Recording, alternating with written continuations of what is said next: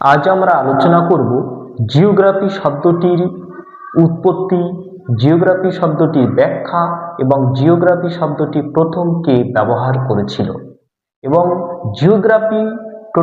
জিওগ্রাফিটির উৎপত্তি আজ থেকে কত বছর আগে হয়েছিল। চলো দেরি না করে আমরা শুরু করি।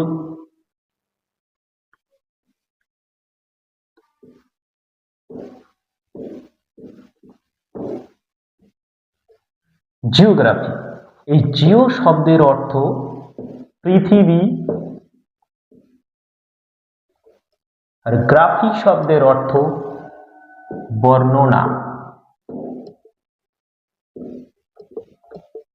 অর্থাৎ জিওগ্রাফি শব্দটির অর্থ পৃথিবীর বর্ণনা। এই শব্দটি প্রথম ব্যবহার করেছিলেন প্রাচীন ভূগোলবিদ এরাটোস্থেনিস। তিনি অ্যাকচুয়ালি ভূগোলবিদ ছিল না, তিনি ছিল সব বিষয়ে দক্ষ। আপনি গণিতবিদ বলতে পারেন, দার্শনিক বলতে পারেন, সাহিত্যিক বলতে পারেন, জ্যোতির্বিদ বলতে পারেন। এরাটোস্থেনিস প্রথম পৃথিবীর পরিধি নির্ণয় করেছিলেন। আপনি ভাবতেই পারবেন না, যে সময় কোনো স্যাটেলাইটের যুগ ছিল না, সেই সময় তিনি পৃথিবীর পরিধি একদম নির্ভরযোগ্য নির্ণয় করেছিলেন। তিনি বলেছিলেন পৃথিবীর পরিধি 46,000 কিলোমিটার, যা বর্তমান সময়ে স্যাটেলাইট দ্বারা প্রমাণিত 40,070 কিলোমিটার। অর্থাৎ তিনি প্রথম পৃথিবীর পরিধি নির্ণয় করেছিলেন এবং জিওগ্রাফি শব্দটির প্রথম ব্যবহার করেছিলেন। সেই জন্য এরাটোস্থেনিসকে বলা হয় ফাদার অফ জিওগ্রাফি। তাহলে father of geography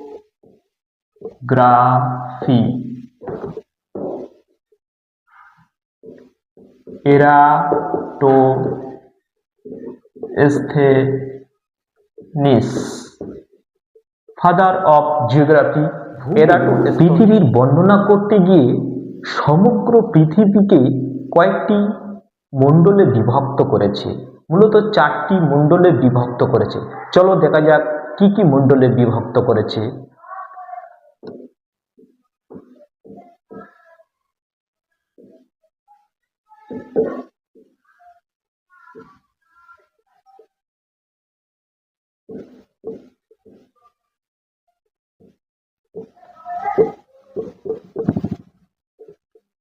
major spheres of geography.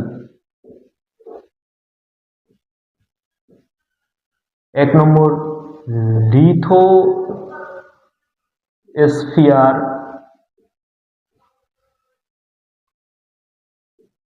2 number hydrosphere,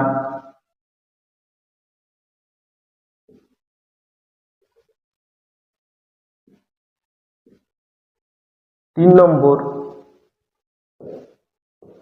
biosphere, 4 number atmosphere.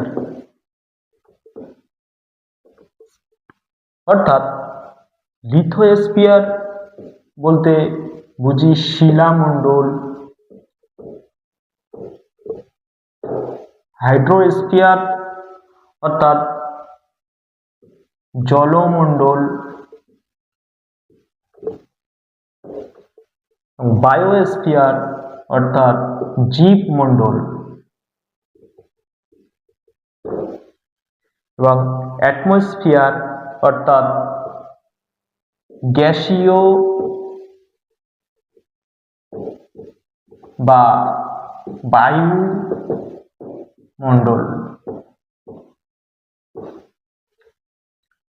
আমরা পৃথিবীতে যে সমস্ত পাহাড়, পর্বত, মালভূমি, সমভূমি দেখতে পাই, সেই সমস্ত সব শিলামণ্ডলের অন্তর্গত।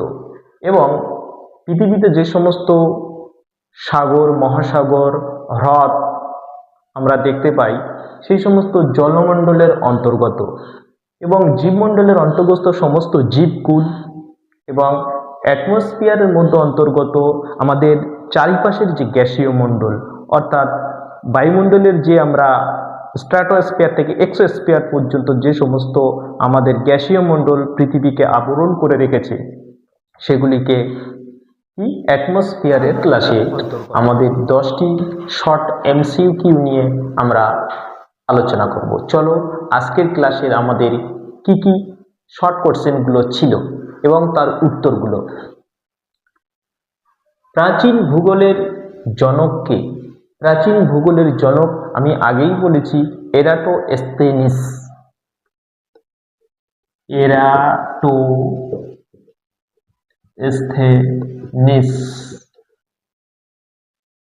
দ্বিতীয় কোশ্চেন, পৃথিবীর কে পরিধি নির্ণয় করেন? পৃথিবীর পরিধি প্রথম নির্ণয় করেছিলেন এরাটোস্থেনিস। এরাটোস্থেনিস।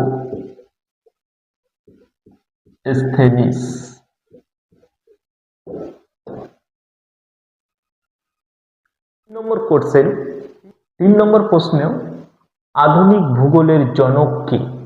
আধুনিক ভূগোলের জনক দুজন। এক,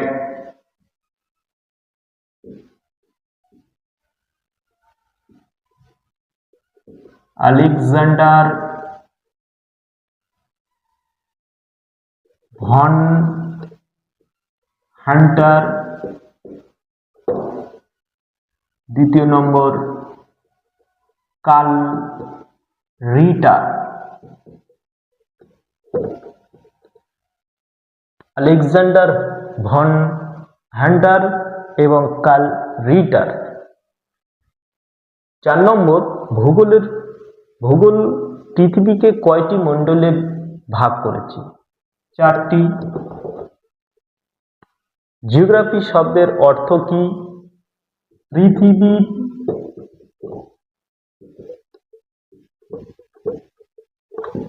বর্ণনা। 6 নম্বর, ভারতের ভূগোলের জনক কে? ভারতের ভূগোলের জনক doctor Shibprasad Chatterjee.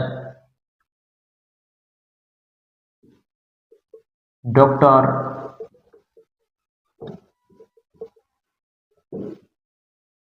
Shiboprosad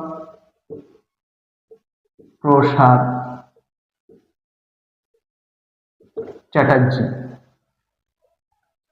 Kolkata geographical society কে প্রতিষ্ঠা করেন?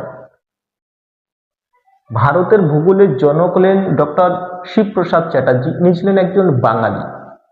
আমাদের কলকাতার জিওগ্রাফিক্যাল সোসাইটির প্রতিষ্ঠা ডক্টর শিবপ্রসাদ চ্যাটার্জি করেছিলেন।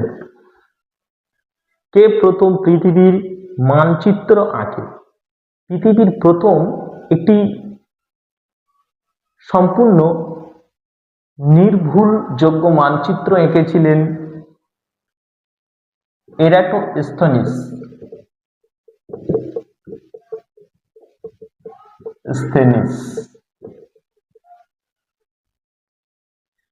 এবং জিওগ্রাফি শব্দটি কে প্রথম ব্যবহার করেন? জিওগ্রাফি শব্দটি প্রথম ব্যবহার করেন এরাটোস্থেনিস। পৃথিবীর পরিধি কত? পৃথিবীর পরিধি আমরা মূলত দুইভাবে পৃথিবীর পরিধি কত? পৃথিবীর পরিধি কত জানতে গেলে পৃথিবীর আকারটা কেমন আগে আমাদের প্রথমে জানতে হবে। পৃথিবী সম্পূর্ণ একটি বলের মতন গোল নয়। পৃথিবী একটি এই লেবুর মতন মনে করতে পারে। লেবুটি যেমন মাঝখানে একটু ফোলা এবং ওপর নিচে একটু চ্যাপ্টা, সেই রকম সম্পূর্ণ আকার যেহেতু সম্পূর্ণ এই লেবুটির মতো, সেই জন্য আমি একটি লেবু নিয়ে এসেছি এবং লেবু দ্বারা আমি বোঝানোর চেষ্টা করছি। লেবুটির উপরে হলো উত্তর মেরু এবং নিচে হলো দক্ষিণ মেরু, অর্থাৎ সুমেরু মেরু অ্যান্ড কুমেরু মেরু। এই সুমেরু মেরু থেকে কেউ যদি যাত্রা শুরু করে, সুমেরু মেরু থেকে কুমেরু মেরু থেকে এসে আবার পুনরায় সুমেরু মেরু স্থানে নিজের আগের স্থানে ফিরে যেতে যে দূরত্ব লাগে, সেই দূরত্বটা হলো 40,007 কিমি। এবং পৃথিবীর মানচিত্রে আমরা দেখতে পাবো মাঝখান দিয়ে একটা কাল্পনিক রেখা সম্পূর্ণ পৃথিবীকে দুটি ভাগে সমভাগে বিভক্ত করেছে। এই কাল্পনিক রেখাটি হলো নিরক্ষরেখা। এই নিরক্ষরেখা বরাবর কেউ যদি যাত্রা শুরু করে, এই নিরক্ষরেখা দিয়ে যেতে যেতে সেই ব্যক্তি যদি আবার আগের স্থানে ফিরে আসতে যে দূরত্ব বা কিলোমিটার তাকে ব্যবহার করতে হয়, সেইটা সম্পূর্ণ 40,000 নিরক্ষরেখা অনুযায়ী 40,076 কিমি এবং মেরু রেখা অনুযায়ী 40,007 কিমি। পৃথিবীর পরিধি আমরা দুটি ভাবে নির্ণয় করতে পারি। এক, নিরক্ষরেখা অনুযায়ী 40,076 কিলোমিটার। দুই, মেরু রেখা অনুযায়ী 40,007 কিলোমিটার।